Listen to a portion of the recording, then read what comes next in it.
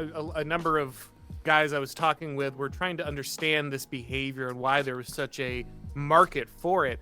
And the answer I told them is like, guys, you're not people to Candace Owens' audience. You're characters in a TV show, right? Right. Like your death on a TV screen is just a plot twist. You don't have a family. I mean, look at the way that people are treating Erica Kirk as she's trying to raise these poor children after being widowed in this incredibly violent act. But, you would never say something like what's being said about Erica Kirk to anyone's face. And you shouldn't. If you do, you wouldn't walk out of a room with me in it. It is Beam Dream. Head over to shopbeam.com/Timcast and you can get 50% off your nighttime blend to support better sleep. Drink Beam Dream every night before bed. That is not a script. That is a fact. They first sponsored the show. I said, all right, this looks good. I'll try it out. First few days, it's good stuff. It's a hot cocoa before bed. It's got magnesium, L-theanine, melatonin. After like 3 or 4 days, my sleep improved dramatically. I didn't even think I was sleeping poorly, but I got these sleep trackers and my metrics all improved. And guys, listen to me. During deep sleep and REM sleep is when your body produces testosterone and human growth hormone. So you need to get good sleep. You don't want to be disrupted, interrupted. Beam Dream has really improved my sleep score by like 10 points. Okay, that's an actual number. So go to shopbeam.com/Timcast. Pick up your Beam Dream. Listen, you're getting hydrated. You're getting magnesium right before bed, and it tastes great. I'm a big fan. Thank you, Beam Dream, for sponsoring the show. I opened up, obviously addressing Tim's. I'm calling it a Patriot crash out. I was emphasizing that I use crash out as a term of endearment. I correctly identified that when someone I don't like is having a moment, it's a spurg out. And then when it's a Patriot, it's a crash out. So I use that as a term of endearment. I wanted to bring you in and get your thoughts on last night and sort of overall your thoughts on Candace and her role in this movement. So I'll give you the floor here. Yeah, I mean, I can certainly understand Tim's frustration, especially given all the security concerns and everything else happening there. I think ultimately he recognizes that pushing different narratives about nefarious actors inside the Republican Party, conservative movements, these kind of things, artificially attributing fault to different people, this can drive people to ridiculous and radical action. I mean, obviously, we don't know if that's what happened in this case. We don't have enough information, but we've seen the way in which leftist propaganda and other suggestions about the fact that different actors are behind, violence or corrupting different things is going to drive people towards these conspiracy theories and make them more likely to take, some kind of violent action. I will say that it's been interesting to watch this development. I don't know how many people remember this, but for those of us who have been around since Gamergate, the deep lore from Candace Owens originally was that she ran this site, Social Autopsy, which was basically like a doxing service to try to ruin the life of people online. Now, eventually, she kind of changed her tune, and the left didn't like her very much. She got some kind of blowback, and so this kind of moved her to the right. This was her, the left me, Dave Rubin type moment. But, it's always been difficult to tell, is that a real Candace or is that Candace moving with the currents? She's obviously always been somebody who is very talented, somebody who is able to be captivating, has a lot of charisma, can put her pulse on what people want to hear. But is she saying what she really believes, right? She went from being a pro-doxing, anti-Gamergate liberal to being kind of this new right MAGA coalition person. She fed kind of the boomer con, based blacks, get the African Americans off the Democrat reservation, Blexit type narrative. And so she's just kind of always found this audience where she can say exactly to them what they want to hear. Now, maybe that is really her genuine political evolution, but that fact that she's once again found herself with a new audience that she can tell exactly what they want to hear, when they want to hear it, create the drama, fit that exact, it just feels pretty convenient that once again we find ourselves in that place with Candace's trajectory. Yeah. Well, I mean, I was reading earlier, Keith Woods, he kind of put together these turns that she's had throughout her career and tied it to these moments in the sort of the political zeitgeist and how she seemingly adopts the position where the most energy is at any given time, or there is significant energy at any given time. I mean, he pointed out how she was actually a Zionist. She was an avowed Zionist for the longest time, as she was a part of the broader MAGA coalition. October 7th happens. Obviously, there's a lot of this energy sort of critiquing Israel, sort of analyzing our relationship with Israel. And then suddenly she turns into this like bold, brash anti-Zionist like overnight, and that becomes her new brand. And to me, I'm just looking at that. I'm looking at all these touch points throughout her career. And to me, the priority for her seems to be audience. There doesn't seem to be a North Star. There doesn't seem to be a mission. There doesn't seem to be sort of a vision for how she would like the country to be. It's just like perpetual contrarianism. And to be fair, this strain exists on the right, and it's been a big problem of perpetual contrarianism, where as soon as we accumulate any power, like for example in the second term here, where things by all accounts are directionally correct, they instantly become skeptical, they instantly become uneasy, they instantly try to analyze, like, okay, there has to be something off here, there has to be something wrong, we're never in power. But Candace has taken this to a whole new level, where she is just consistently looking for what could turn her into the victim. And this goes all the way back to 2007, obviously, when she joined forces with the NAACP to extract $35,000. And that's all I see here. I just see her constantly trying to line up on the side that would make her the underdog and make her be the renegade. That seems to be what she's prioritizing at all times.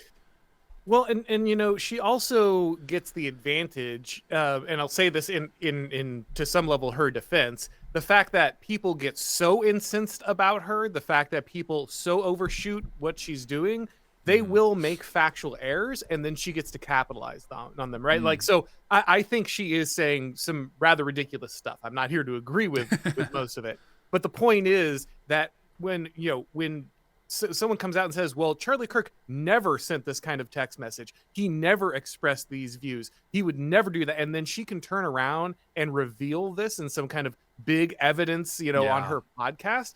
This lends her credibility, this gives her momentum, and this allows her audience to then buy into some of the more extreme or ridiculous things she's saying, because if Candace had the receipts on this, then maybe she has it on the other stuff, right? And so there's always, and that's the nice thing for her, she can advance 10 crazy theories, and even if 9 of them get swatted down, if one of them happens to be right, now she's vindicated, and she just pushes that theory and uses that as the stepping stone. So you can lose 9 times, win once, and you're ultimately the winner, right? And this is kind of the Alex Jones thing, and again, not to tie these to one, but a lot of people would forever say, how does Alex Jones get all these things right? He seems so crazy, he's out there, but he seems right more often than he's wrong. And the answer is like, well, Alex Jones just said that everybody in the establishment was evil and doing the most evil thing all the time.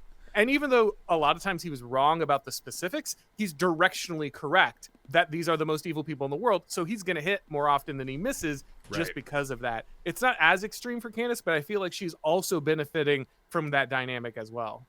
Yeah, and the way that she's sort of unveiling and revealing these new twists in her and sort of the story that she's concocting.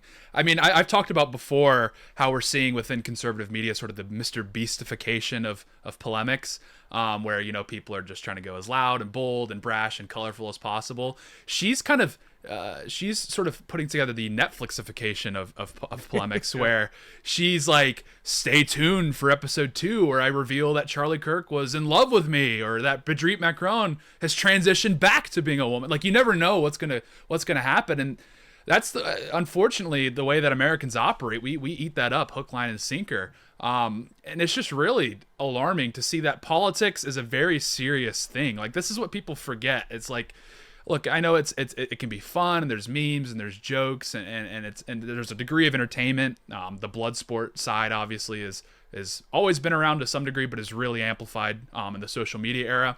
But we saw Charlie Kirk die in 4K footage on all of our phones. We all remember where we were. And after that moment, it should be really real to people that, whatever aside, this is life and death. And we're talking about the country that we're going to leave to our children and grandchildren. And then you see people like her engaging in the Netflixification, that's a tough word, the Netflixification of politics. It's really just really horrible to see. It's like these people just don't know what time it is. I tried to explain to people, because a number of guys I was talking with were trying to understand this behavior and why there was such a market for it. And the answer I told them is like, guys, you're not people to Candace Owens' audience. You're characters in a TV show, right? Right. Like your death on a TV screen is just a plot twist. It does. You don't have a family. I mean, look at the way that people are treating Erica Kirk as she's trying to raise these poor children after being widowed in this incredibly violent act. But you would never say something like what's being said about Erica Kirk to anyone's face, and you shouldn't. If you do, you wouldn't walk out of a room with me in it. But ultimately, that people will just do this because she's just the wicked stepmom on some TV show they're watching. It's not a real person. Yeah. And of course we can draw this back to the Daily Show. I'm old enough. I'm an old man. I remember when the Daily Show started.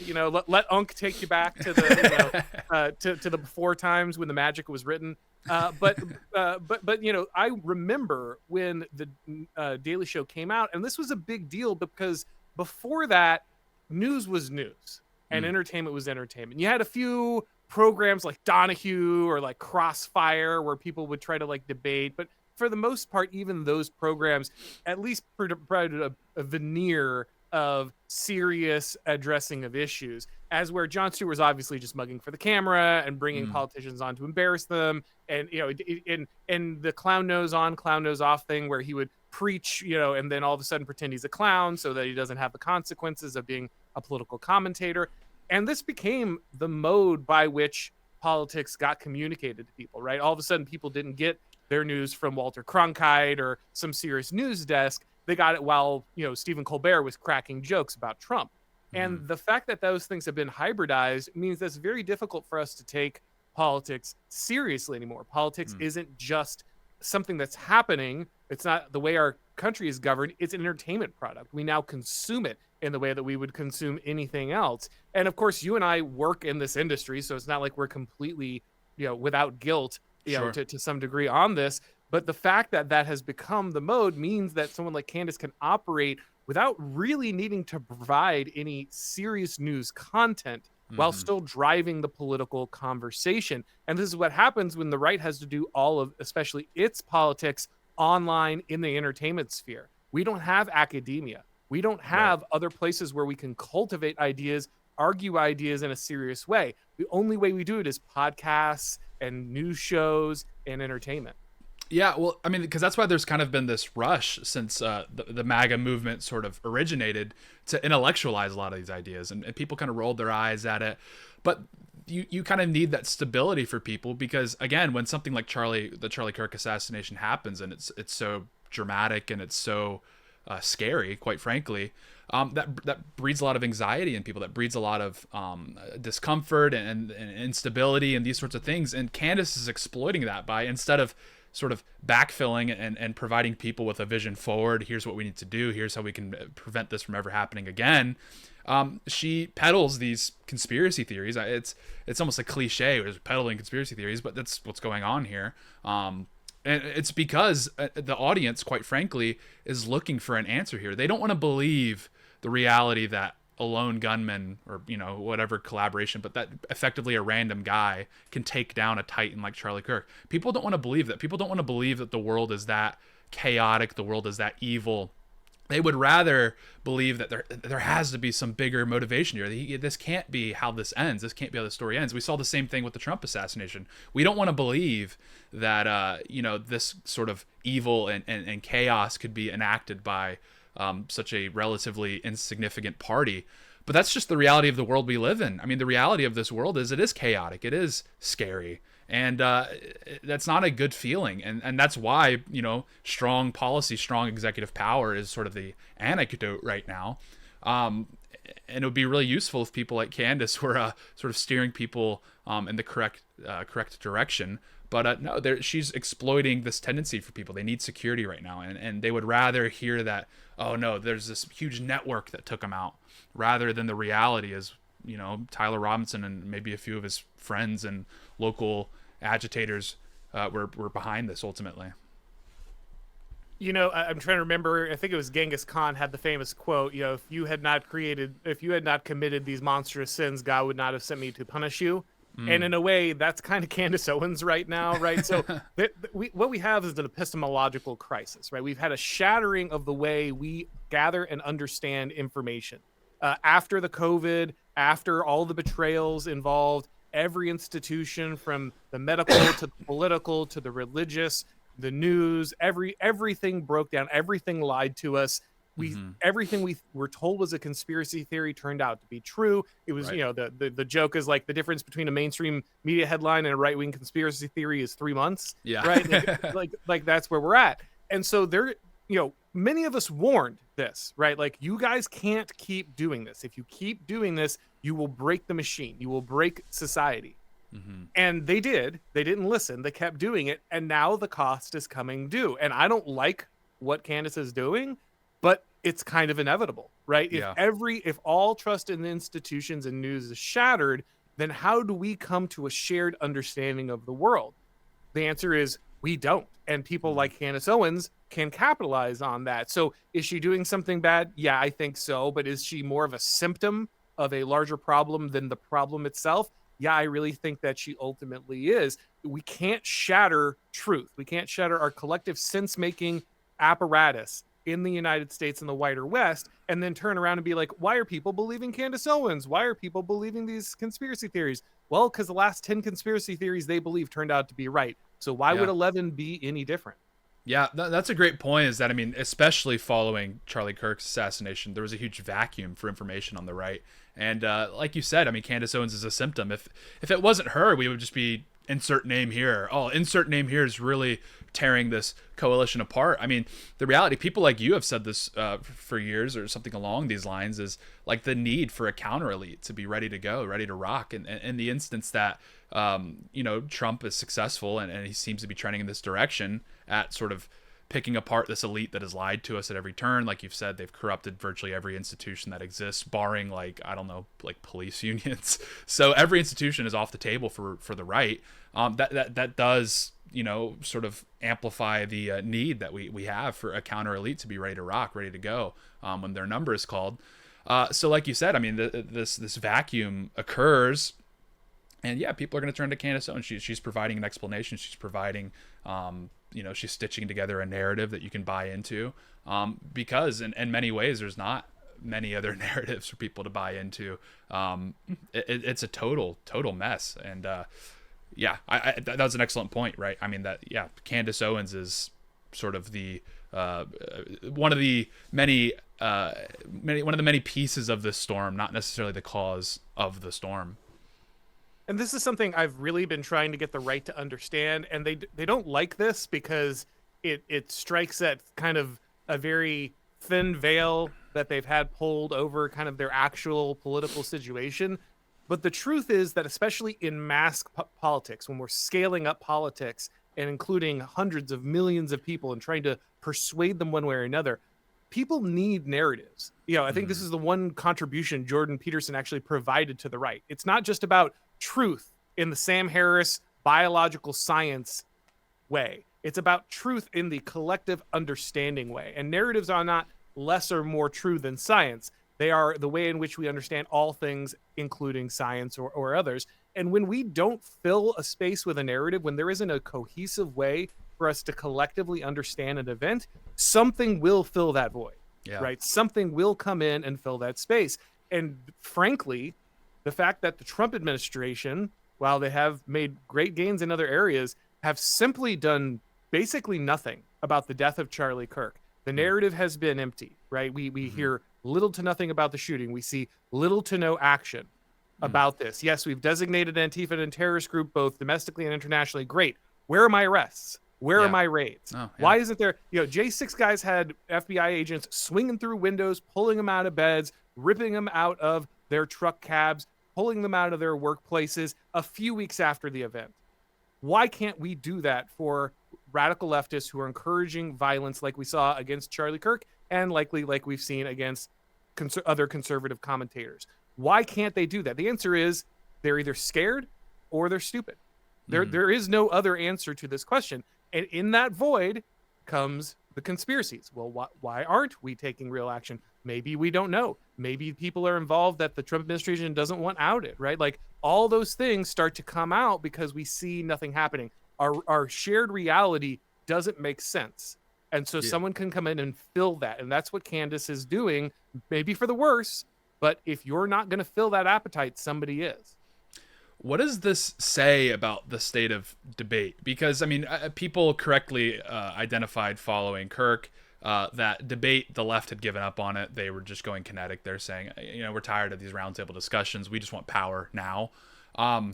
But now within our coalition, where Candace is unresponsive to any evidence provided debunking it, like, Bridget Macron, it's like, okay, no, she's not a man, she's just chopped. Like, that's just like what's going on here. There's no deeper there's no deeper conspiracy. There's just, people are unresponsive to information. Scott Greer, I don't know if he coined the term, but he certainly popularized the clown world, where the right-wing polemics has just turned into a spectacle. How do you debate spectacle? Because you have people that are intellectuals to some degree, or just truth seekers, and they're up against people that thrive in spectacle. They're up against people that seek to further cultivate it and create these bombastic narratives. It's like, how do you argue with that? I mean, because Americans especially are very receptive to the most entertaining of narratives. That's why we produce the best movies. Like, how can you debate that? How is there any roundtable discussion when that's like, it's total, there's no parity right now, there's no common ground? I mean, you can't really, and this is one of the fatal flaws of democracy. Democracy always devolves into this. This is why every ancient thinker said this was the worst possible system, because ultimately, especially as you widen the franchise, right, you can have a limited democracy, you can have a limited republic, as we would actually want to call it, where there's a certain set of well-heeled, well-educated, thoughtful, resourceful people who come together and vote and make the decisions because they have involved themselves as responsible citizens and virtuous citizens inside and the body politic. But the wider you get the voting group, the less that aspect goes away, right? And the more mass democracy you get, the more people who are just barely paying attention, they don't have any time, they don't have the leisure time. Again, this is not to downgrade or denigrate people for this. Like, ultimately, you shouldn't spend your whole life obsessed with politics. We should have a good enough regime where the average person doesn't need to devote 4 out of their hours of their day listening to a bunch of different podcasts, desperately hoping to sift through the truth. Like, that's not the way that life should be. But when you open up the entire voting base to this, well, you're going to eventually run down to the lowest common denominator. I mean, anyone who's been in a group project or a public school or anything knows exactly how this works, right? Like, if you got 2 or 3 studious people working on the project, you're fine. But if you get 5, 10 people, you're going to get some people who don't care what's going on. And just the quality level is going to slowly degrade. And this is just what's going to keep happening in our scenario. The more people who want to feed into this content, the harder it is to refute. So I think there's still some utility to having discussions and debates, but you can't expect that to win over the masses at this point. You have to get better at the game, or you have to change the game. Those are your 2 options. Yeah, I mean, because we're seeing on the GOP, I mean, it's really math. I mean, as the population gets bigger, information diversifies. Everyone's in their own lane. I mean, people will introduce me, and I'm in politics, and they'll introduce me to a commentator who has hundreds of thousands of followers, and they're not even on my radar. Like, people are all within like these different silos of information. And there's some value to that to a degree, because there's new ideas being introduced to the zeitgeist, and oftentimes some of these ideas are quite valuable and you can evaluate them and these sorts of things. But going into 2024, Trump had to stitch together a coalition to get across the finish line, because, like I said, everyone's in their own lane, everyone's diversified. It's not like the 80s where pretty much everyone was on the same page, like for better or for worse. And then now, as soon as one of these coalitions that was brought into the fray feels wrong, feels like their issue is not being addressed, they immediately splinter off. And beyond that, with the coalition, we needed our rock stars to push things across the finish line. A lot of these comedians, these broadcasters, as they've been dubbed, immediately soured on things as soon as it became, as soon as they started receiving pushback from presumably people in their circle. Media Matters clipped me discussing the Tim Dillon, Joe Rogan kind of sphere, where as soon as the mass deportations went underway, they immediately soured and they said, "Oh, well, this is too far. Like, I didn't vote for this. I didn't think you were sending back my nanny and my my landscaper. I don't understand." Yeah, exactly. And it's like, that's like you're pointing out with democracy, with the way this works, it's just about getting to 50%, and you can introduce all these different parties into your coalition. If anybody's played the Victoria games, you know how hard it is to maintain coalitions because everybody in your coalition wants something different. So I guess all this to say, how do we keep this coalition going together or stick together going into the midterms? Because everything's splintering. I think Tim's moment last night in many ways actually brought a bit of unity. You saw people from Ben Shapiro to Nick Fuentes all saying like, thank you, someone finally said it. But obviously these moments are short. You can't stitch a coalition around being like anti-Candace Owens. How do we move forward as a right wing broadly with so many different competing factions in the party?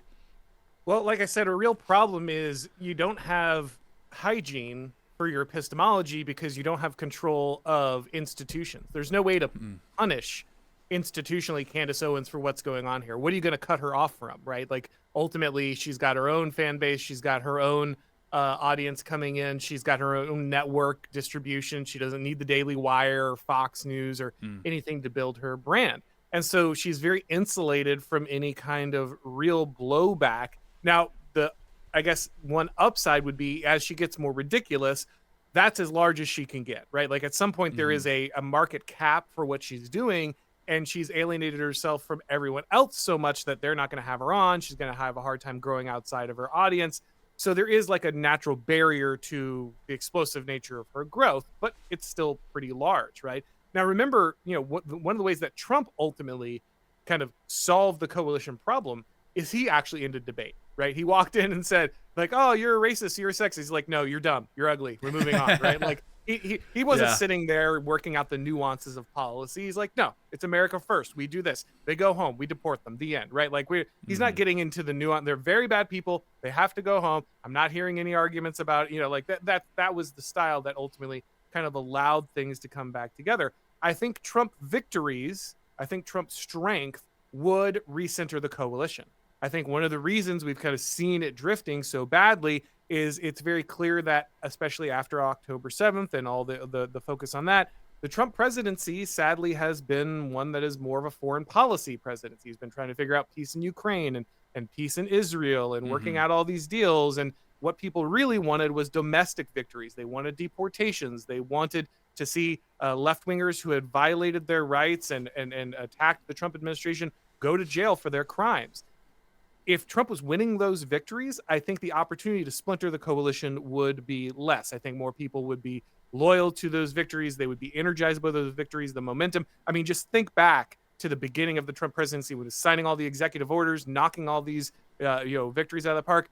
There was none of this, right? There was none of this push against what was going on. It's only once things slowed down, it became clear that congressional Republicans were going to muck everything up, that we were going to see judges overturning all this stuff. And then, just the kind of slowdown of the control, that's what gave room, I think, for people to then doubt what was going on and try to like cut their own piece out of the coalition and go their own way. Now we see the neocons trying to get rid of J.D. Vance because they want to return and own the party. Everyone knows that if Trump doesn't do something drastic, he's a lame duck, right? If the Republicans lose the midterms, and then you go into another year where like things aren't going well for Republicans and they have even less control over things, you're going to spiral into this, like everyone's just going to feeding frenzy because they don't know what to do in a post-Trump Republican party. I think the only thing that really brings the coalition back together is victory on the part of the Trump administration. Yeah, just smother any dissent in victory. I mean, that's a very simple solution. I guess one more question I have for you. I don't know if this puts you on the spot a little bit, but with the ramp up in violence we're seeing, obviously, against specifically the commentary class and our elected officials over the last few years, and specifically in the last year, how do people in that sphere continue to operate? I mean, obviously here at Timcast, we're having conversations on how we're going to move forward after this. I mean, this was seriously a wake-up call and a very scary situation. People around the sphere have sort of discussed and talked about the different threats they face and the drastic measures they have to go to counter that. Obviously, our opponents on the left don't really have to deal with that. They can hang out in Beverly Hills and it's not really a problem.